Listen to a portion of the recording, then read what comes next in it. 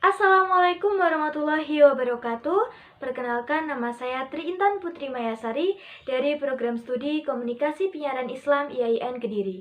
Teman-teman, kali ini saya akan sedikit membahas materi tentang tayamum untuk memenuhi tugas dari mata kuliah praktik ibadah kelas KPIA semester 3.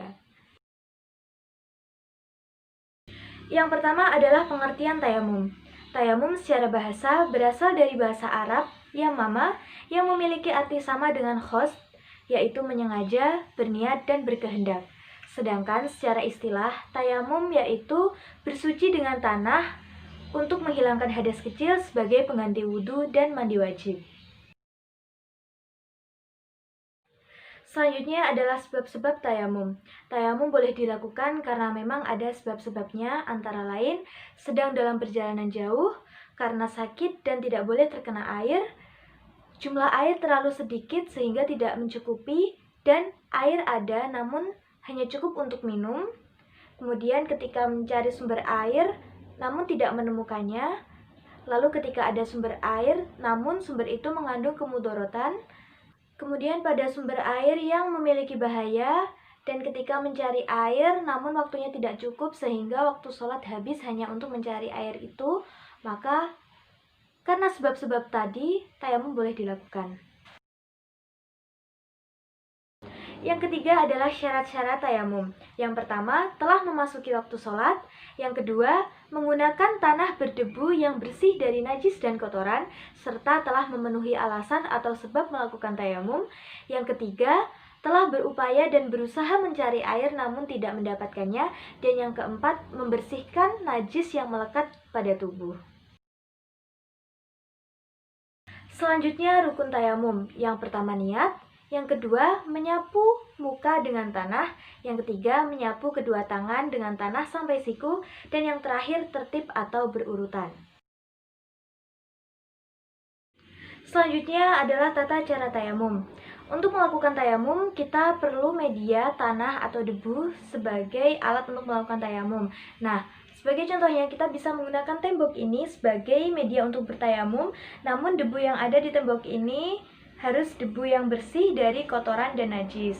Kemudian yang harus kita lakukan adalah kedua telapak tangan kita tempelkan ke tembok yang berdebu tersebut, lalu kita tekan dengan membaca basmalah, bismillahirrahmanirrahim, kemudian kita angkat, lalu kita tiup ke arah yang berbeda. Nah, tujuan dari meniup ini adalah untuk menipiskan debu yang menempel di kedua telapak tangan kita.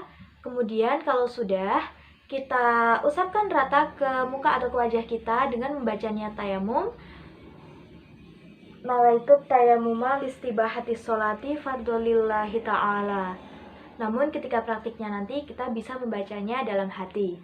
Kemudian kita tempelkan lagi kedua telapak tangan kita ke tembok yang berdebu tadi, namun di tempat yang berbeda, bisa di atasnya atau di sampingnya. Kita tekan lagi, kemudian kalau sudah kita tiup lagi, kemudian kita usapkan ke kedua tangan kita, dimulai dari tangan kanan, kemudian tangan kiri sampai ke siku.